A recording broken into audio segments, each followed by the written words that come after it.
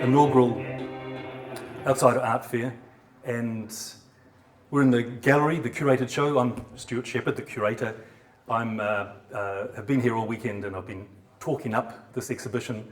And with all modesty aside, this is a show that I'm really proud of because the quality of the work is as good as it gets, and it hasn't been shown in this country before.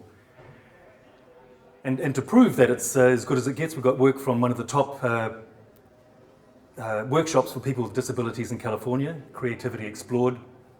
The show was set up to show different sectors, different artists, different voices, as if it was an art fair. It's not. The way art fairs work internationally is that different galleries hire space and they showcase their best work. So we've tried to replicate the feel of an art fair with different sectors. This work from Creativity Explored. This artist's name is Camille Holvoe. I don't know how to pronounce that name. My particular interest in the work is the comic character, the loving treatment of colour and the craft, but also the text. This is in fact a portrait of the artist. I've positioned her work next to a piece by Ray Ritchie. Ray's one of my favourite Wellington artists, self-taught artist. Ray's getting on in years, he must be around 80. This is a kinetic piece. She's like a goddess with raised arms and a gesture of welcome, and she reflected by the work behind her. Oop, over here. This is a work by Evelyn Reyes, also from Creativity Explored. Evelyn's been making a splash in the contemporary art scene in California. I think you can see why. The work just has this minimalist purity, and I have seen other work of hers which is quite large scale, but this is her particular motif. It's unusual for a self-taught artist, the strong minimalist response to materials. I think this is one of the most delightful and amusing pieces in the show. Daniel Green from San Francisco. Again, I think I'm attracted to text alongside illustration and this charming distortion of the figure, particularly the content is great. These are California firemen showing off their muscles. Only in San Francisco. I don't think Auckland firemen do that. These are Samoan policemen on parade in San Francisco as well. The text includes a whole list of things, including TV shows and different times. I like lists, and I think a lot of self-taught artists seem to be compelled to list things, to make sense of the world. A friend of mine from Wellington, we looked at one of his figurines before. These images are of sculptures Ray made. These are life-size sculptures of figures which became too cumbersome inside the house. Ray was encouraged by his wife, Margaret, to put them outside. He did so, but he wanted to record them. So these are paintings of sculptures. He's also a poet, and this somewhat comic madcap poetry accompanies the image. Great detail. I've given quite a big section to Ray. I'm not sure why, but I think his work is strong. I think it's completely his vision, and it's nice to see the work in a nice, clean space. Same for any artist. The context, a clean, respectable context, does help the work be seen. He's got a high key colour. I think this piece here is one of my favourites. She's missing a crown. Her crown was a old rubber plug for a sink. I see her as a domestic goddess. Possibly this is Margaret, his wife. The fork is detachable. He's very practical. This piece by Ray, I think it deserves its own wall. We thought about it. It's one of my favourite pieces by Ray, and it is obviously it's this silhouette emanating the fact that there's eyes. It's doesn't need an explanation, does it? No. It's a great piece of design, great piece of painting. I don't think it's framed to its best effect. I think it needs a bit more space because it's such a strong image. It's like a 1970s image of time travel or something like that. A lot of people like Ray's work because it does seem to come from a teenage 1970s bad boy graffiti tradition, or 1970s comics from England. But it is an irreverent sense of humour that he has. Now we're looking at the work of Rhys Tong. It is gratifying to see red dots on Rhys's work. He would be so thrilled. I think for a self-taught artist, most self-taught artists I know don't have an income, a sale of an artwork isn't just about money. It's way more than that. It is an actual recognition of them as a person, I think. I think Irwin would agree. It's very meaningful. And that's part of what this art fair is about. It is actually acknowledging the people. But Rhys is a self-taught artist from Wellington, and he has this manner of simplifying stuff in his world into a kind of pictogramma. These are pictograms, and they're almost like cave paintings, or they're simplifications of whatever's going around. I love his selection of subject matter. He tends to work in series. I don't know why he picked up on Brazilian dance. He did a whole series of musical instruments. He picks up on ethnic stuff. He got obsessed by American people. That became a series. I don't know how he arrived at this motif for a body, a raised right hand with 3 or 4 dots, but I admire that language, that visual language, however he arrived at it. He's quite thoughtful. He thinks quite hard, and then he comes up with this visual graphic solution. This piece over here, it's a little bit unusual. He doesn't usually use 2 colours. Usually it's monochromatic. This is a golf course viewed from above. You wouldn't know it, but there is a little hole with a flag in it up there. But in that case, the content doesn't matter. It's a lovely piece of painting. And the effort to make lines, create spaces, the abstract properties apply to any modernist work, I think. And it just looks good on the wall. It's got presence. It's a favourite piece of mine. Oh, that bird is nice too. Just this, in terms of modernist art, eccentric shapes, there's an intuitive composition, and it's funny. That's the goofiest bird you could ever see, just about. Part of the idea of this show was to actually inform an audience that's new to the field of outsider art or self-taught art, and to prove that outsider art has its own lineage in New Zealand. It's not a known history, but it does exist. And one of the foremost experts in the field of self-taught art or contemporary folk is John Perry of Helensville. He's got an extraordinary collection of work. I invited John to contribute a component of this curated exhibition to give a historic anchor to the show. And he's selected the work of 4 artists from his collection.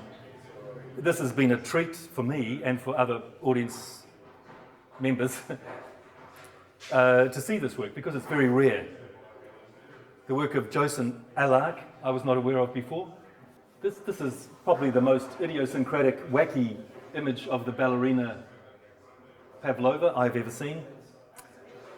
The people who've been coming here have just admired the sustained, eccentric vision of these artists. I was not aware of the work of Peter Vesey. He only died this year, which is a shame. Super delicate illustrational style, very, very fine work. I guess the work could be called naive. Alark's work is certainly naive, but this could also be an early Colleen with the clean cut-out spaces. So that's a delight. That wedding lady is amazing. So is the church. That crispness of edge is terrific, spectacular. Dave O'Neill, born in Dublin in 1918. All these artists have stories. And there's almost two ways of looking at this work. One is actually looking at the life story of the artist. The other way is simply looking at the work in terms of its formal quality. There's a lot of history. His work has been shown in other exhibitions. He died in Levin. I'm not sure of the period.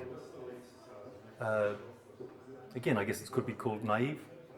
Yeah, so in line with the idea behind the curation of this show, that there was a historic perspective, I'm not sure if Barry Brickell would like to be included under the title historic, because he's very much an active contemporary artist. But he does occupy a niche in the story of artists who have gone out on their own, and I think he's a bit heroic in that regard. He wasn't entirely on his own. He went to the Coromandel. There was a network of artists who were his supporters and friends. I wanted to include that story in this exhibition. So I've got two works by Barry. He's not known as a painter. I think of Barry, who's a famous potter, as he's still experimenting. I see these paintings as somewhat visionary and experimental. And for that reason, I'm really delighted to have the work in the show and to have it alongside the work of his friends. Tom Elliott, a woodcarver. I'm not even sure if Tom still carves. His work follows almost a medieval tradition of narrative relief work. Very finely detailed, gorgeous lump of kauri finished to a high degree. And what I love about this particularly, I just love the aspect of this character with the head on a slant opening the window. It's got there's lots of beautiful details. When you do relief carving, there's various problems that have to be resolved. How to get the figure in 3D, but only use frontal space. And this is part of a series of works about the same scale that tell stories. Tom's partner is a painter, Waylon Elliott, whose paintings chronicle events in her life and in the life of the community. The titles, often she depicts or commemorates particular events in the community. This is a wedding scene. I'm not sure who this is, somebody, a friend or family member at work, in the workshop. All these characters are particular people with particular names and particular stories. I'm not even sure if there's a name for the art of artists who chronicle events. So it's a painted documentary, and it's sort of full of delightful, knowing details. A couple whispering, some guy taking a photograph, somebody taking care of the drinks. Beautiful little paintings. And, you know, I'm really grateful to Waylon, who helped get this work here at the last minute. A lot of this show was put together with limited resources and a tight timeline, so it's really gratifying to see the work together here. This is a very special little corner, the work of Susan Te Kahurangi King.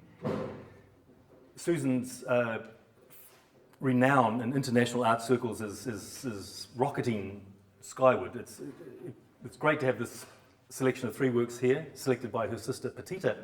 But Susan has an exhibition on at the Andrew Edlin Gallery in New York. Andrew Edlin is the director of the New York Outsider Art Fair. So there's a nice little connection between the big city and here. Anyway, 3 fabulous drawings by Susan as a great representative of the crossover between a self-taught artist and the contemporary art scene. And she's just got some rave reviews from the staff reporter for arts for the New York Times. So that's rare. It's very rare for a New Zealand artist to be acclaimed at that high level. I'm a huge fan of Susan's work. Simply, the skill level is extraordinary, let alone the content, which is wild. And what gets me, because I teach drawing, her engagement with the drawing process is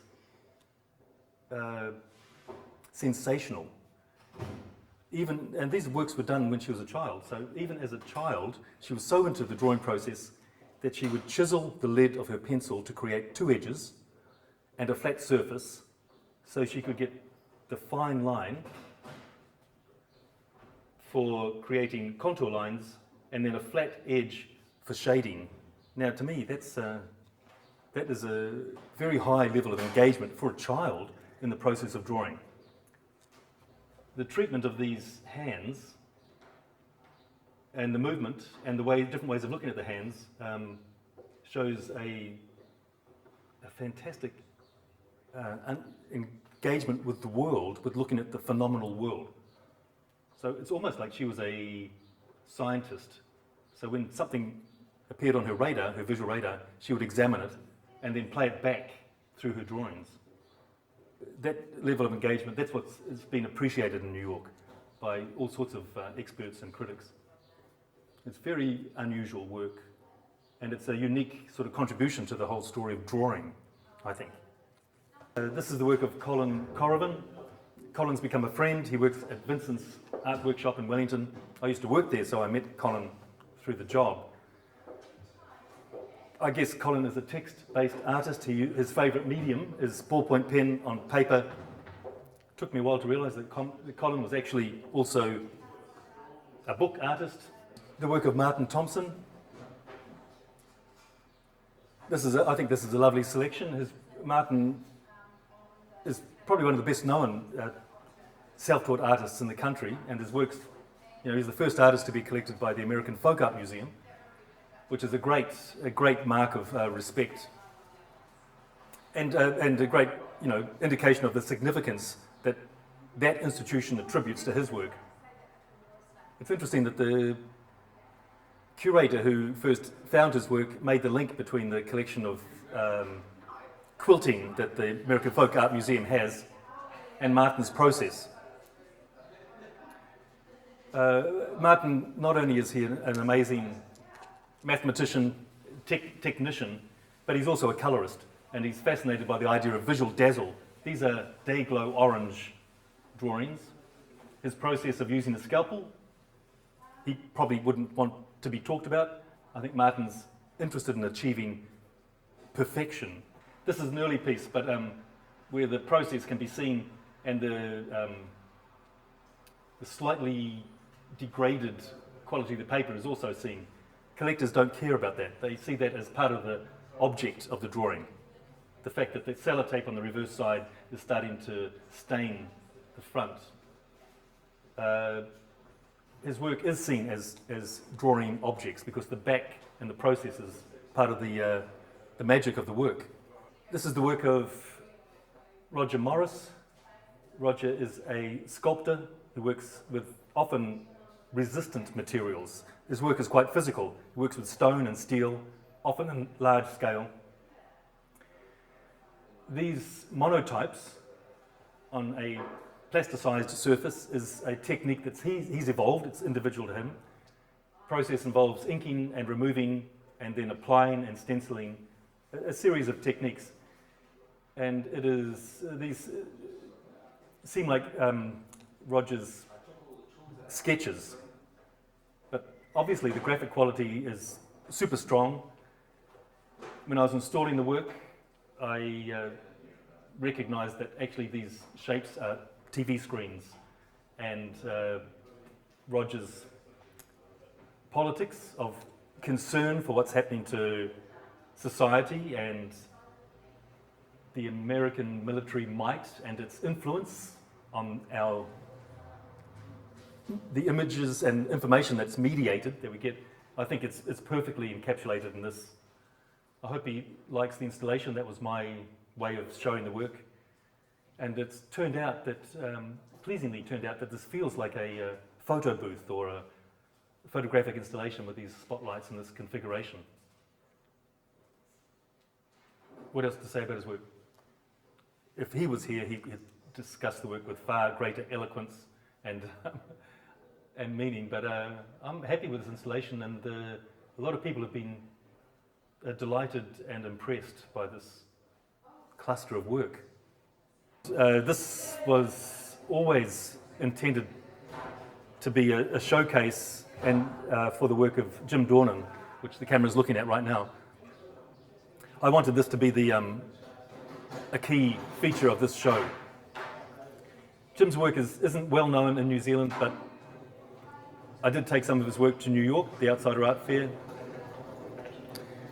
where it was picked up by the American Visionary Art Museum. Jim's work was the first New Zealand artist to be shown at that museum, which is in Baltimore. There's a big story behind Jim and his work. He's from small town Wairoa. A key feature of the story is that the work was saved from being thrown away by his young neighbour, his then young neighbour, Chris Wilson, who's here and who brought this work to Auckland for the show. I've included the work of Paul Nofke. I'm not even sure how to say his work. I only became aware of his work since I've been visiting Toiora. The work has been very successful, and it's moved a lot of people. It's very strong work.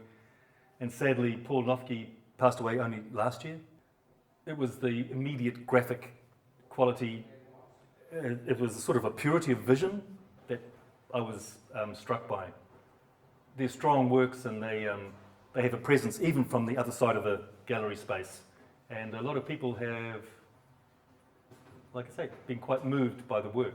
They do communicate something about the human spirit. Andrew Blythe is one of the artists of Toiora, who is unusual in that he's had some acknowledgement at different levels. It's hard for any artist to get fully acknowledged, but Andrew's done well. His work speaks to a modernist tradition, contemporary. His work is contemporary art. His process is thoughtful. He's a natural painter. I like the way he is able to load his brush with paint to the right amount. He's a craftsman. He has done a lot of work. He works solidly, consistently. He's engaged with the creative process. And very fortunately, he's been supported by Toiora, and now he's entered into the contemporary scene with support from the Tim Melville Gallery. His work's been shown in New York, in Belgium, in Australia, in Melbourne, at various art fairs, and he's in various collections, and he's doing great, and it's really wonderful to see his work being appreciated and sitting in the walls of some very reputable spaces. His work features in the window, but that's it. That's the roundup. Cheers. Come again next year.